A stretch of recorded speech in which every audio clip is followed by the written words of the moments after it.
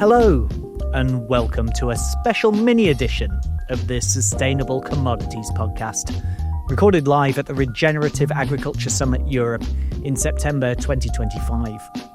I'm Barnaby Patchett, MD of 199, a marketing and comms agency working in sustainable commodities. The following interview is part of a series of short conversations recorded with experts from across the supply chain during the event.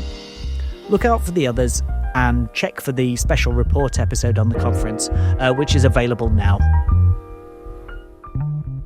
I'm here at the Regenerative Agriculture Summit with Douglas Christie from Drury Farm.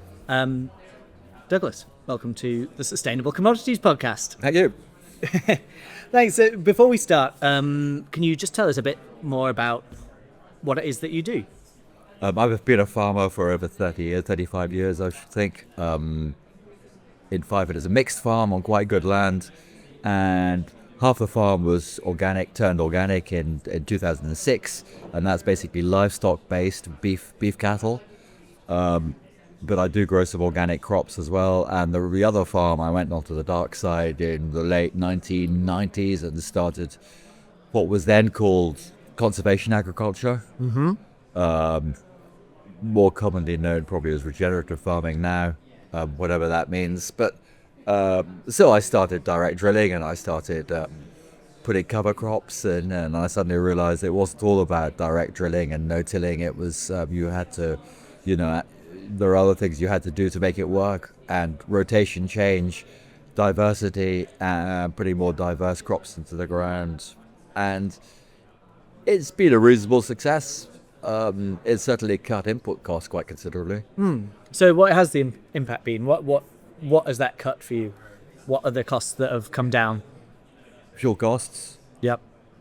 I started measuring fuel costs about 10 years ago, but certainly, and I've done a lot since then, but fuel costs are per hectare, stubble to stubble hectare of growing in a crop.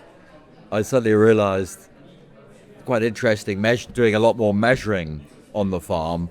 You can speculate as much as you like, but unless you have figures there. Yeah, the importance of measuring. The importance of measuring, because by far the biggest cost of the farm, I split the farm into livestock, arable, and operations, and the other stuff, which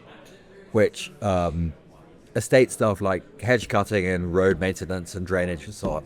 But and grain and drying grain. Grain drying was the highest cost per hectare of the lot. Okay. Of litres per hectare used.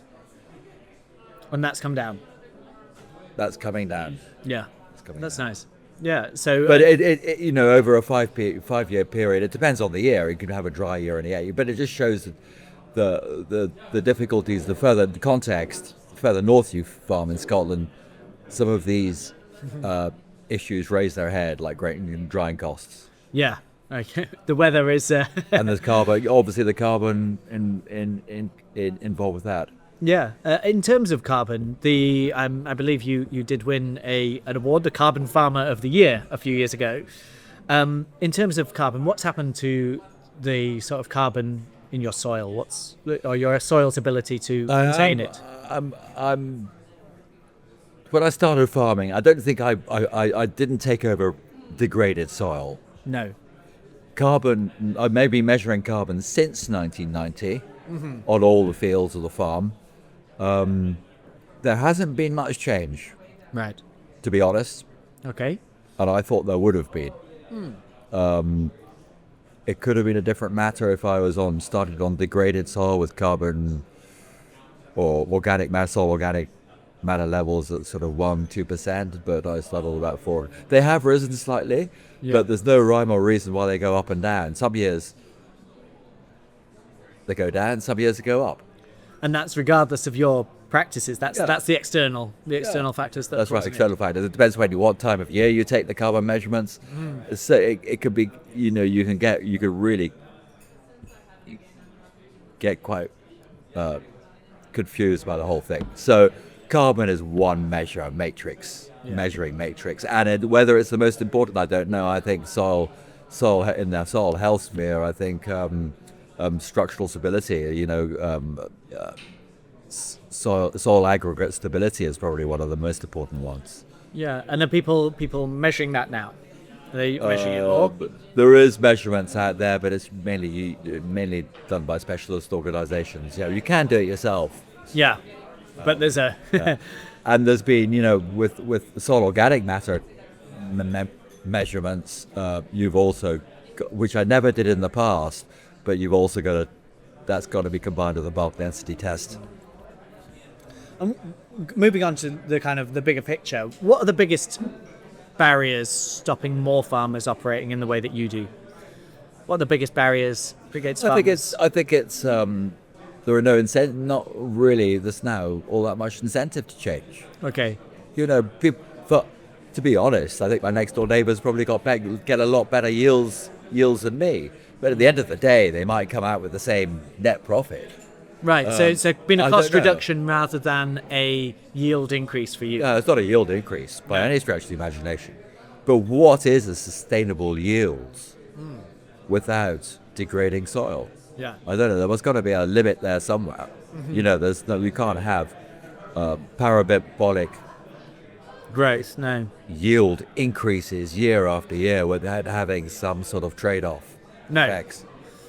And do you see more and more farmers kind of adopting the practices? Is it beginning to be in Scotland a bit more? Yeah. We see a lot more cover crops going in over the winter cover crops. And, that's quite a cheap, not a cheap, but it's ticking the low-hanging fruit. Yeah. And in terms of, you mentioned cheap there, obviously farmers notoriously... Tight, yeah. And knowing a few, tight is a good word. But I think we've got, the margins are thin. Through necessity, yeah. The margins are thin. If you've got an accountant looking at most farms, they'll probably tell the farmers, well, what the hell are you doing? Just pack it in, Go pack it in, yeah. Yeah, so with that in mind, is access to finance and funding a big challenge? Do you think that is a big barrier? Do you think people... I think it is. If you want to change, if you want to invest in your farm, number one, is there any reason to do it with the way the political climate is this now, and also the commodity market? If you're if you're doing commodities, the other way of going down the line, maybe investing in trying to take your produce you grow to the farm to the market yourself, like say wild farmed or like wild farm sort of scenario. And I take my hat off to Advocato for setting that up, and the guys setting up wild farmers. They've done a really good job, and there is a noticeable premium to farmers who want to go down that route. Because the end user knows the story, the end consumer knows the story, and the retailer can sell it. And it's the next best thing of having your own farm shop. Yeah. Like, for example, Gabe Brown or Joel Salatin or whoever it is. But on a much there's a story of farmer. It doesn't matter what accreditation scheme you're in that situation. If you're selling your own food, you can tell your story. You can have direct contact with your consumer. But the reality is most of the consumers now are in big pockets of population. In London, for example, with a population of 90 million, is it? Yeah, 9 or 10, yeah. 9 or 10 million. They're so so far away from farms, they don't get access to speaking to the farmer, the person that they buy the food. No. And so therefore they've got to rely on certification schemes or where it comes from. But price is number one. Especially at the moment. Yeah, especially this now, the cost of living crisis. You talking about kind of the farmers at the summit today. There's not that many farmers here. I was quite surprised to see it's probably 5%, maybe. That was probably one of the reasons why I came. I noticed there weren't many farmers coming, and I was just interested to hear the debates in the room.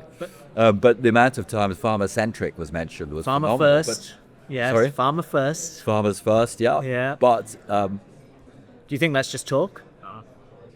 Partly, but I think farmers can deliver for them. Yeah.